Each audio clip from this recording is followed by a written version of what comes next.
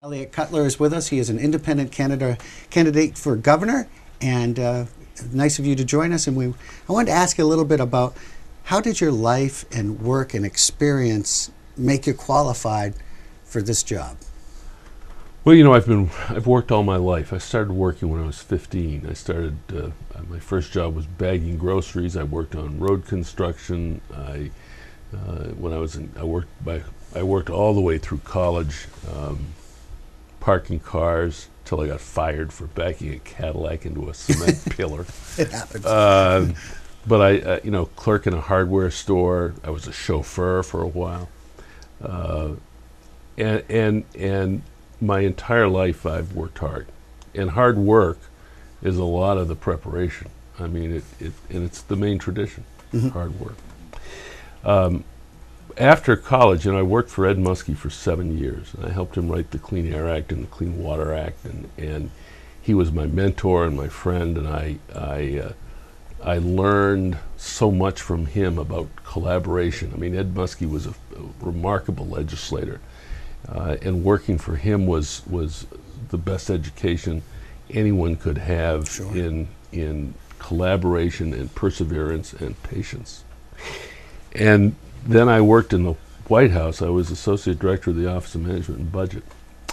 And I learned how to say no. And I learned that there's life after no, that it's okay to say no. Right. I learned about rigor and discipline and running multi-billion-dollar budgets. I started businesses. I've done turnarounds in business. I built over time 8 successful businesses. Been an entrepreneur, and every single experience in my life, both in America and abroad. I lived in China for 3 years and came to understand that marketplace, which is a great marketplace Sure for is. Maine. All of that has prepared me, I think, to be governor. Maine, the state of Maine, is the largest single enterprise in the state. We're many times bigger than LL Bean, many times bigger than any of our universities or hospital systems. We're huge, state government. But we don't have a business plan. We don't have an enterprise plan. We don't have a plan about how we're going to invest and where we're going to invest and how we're going to grow this state and how we're going to renew opportunity. And over the last 11 years, in every single year, we have fallen further and further behind the New England average. Our incomes in Maine are now 40% lower than the rest of New England. Wow. We've got to change that if we're going to create the kind of opportunity for every man, woman, and child in Maine that we want and deserve.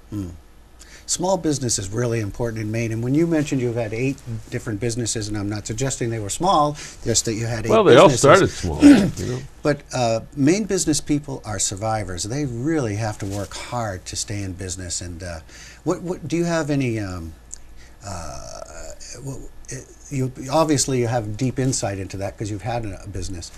But what can you do to help small business, help them grow, and help create jobs here in Maine? Well, governors don't create jobs.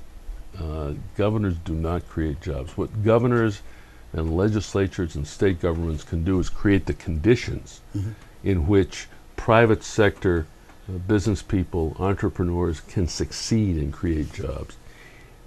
We've got a lot of challenges in front of us in Maine. Some of the biggest are these. We've got to have a better educated, better trained, more highly skilled workforce. That may be the biggest challenge of all, because a lot of our skilled workers in Maine, which is one of our great assets, really great assets, is the skilled workforce in Maine is aging. It's not as old as I am, but it's aging. I mean, the average age of the skilled workforce in Maine is the late 40s, early 50s. And we're the oldest state in America. And we've got to bring younger people to Maine, and then we've got to keep our young people in Maine, our sons and daughters, and make sure that they're well educated and well trained. It's a huge, huge, important challenge.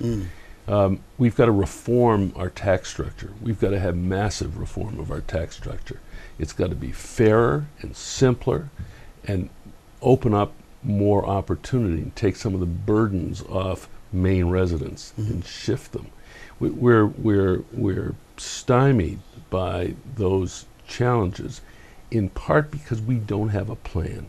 We don't have a plan in Maine, a vision and a set of goals and strategies and plans that will solve those problems and make Maine a place of opportunity again. We can do that, but we need someone, I think, who's had a lot of experience, a lot of leadership experience in both the public sector and the private sector. That's really one of my great advantages. Wow. Now, your campaign has just started. Is it you're just entering into the campaign right now? Well, the governor says I lost to Paul LePage in 2010 by 9,000 plus votes, and Paul says I've been running since I lost, and I suppose to some degree he's right, because I knew this was going to be a disaster. But we're now we're moving into the active phase of the campaign. Yeah, and out meeting people and being an independent. And you mentioned the reasons why you feel, because people are disappointed with some of the parties and that the way they've reacted and interacted with one another. Are you seeing a shift to more and more people becoming independents? Oh, yes. Oh, my goodness. Now in Maine, first of all, there are more people unenrolled independents than either Democrats or Republicans. And many of us who are enrolled as Democrats or Republicans really are independent-minded. We think independently, we vote independently. I mean, we're Mainers. I mean, that's who we are. And so in the last, 40 years, we've had 10 gubernatorial elections in Maine. Only one has been a head-to-head race between a Democrat and a Republican. We always have choice in Maine. It's a good thing about Maine. In 3 of those 10 elections, we've elected an independent, almost in a fourth, last time when I ran. We're a pretty independent bunch. Right. That's our strength. Yeah. It's not that people just can't commit to a party. It's because they don't want to commit. They don't want to commit. Right. And they're right. Yeah. Fantastic. Particularly now. Yeah. Right. Now with this partisanship.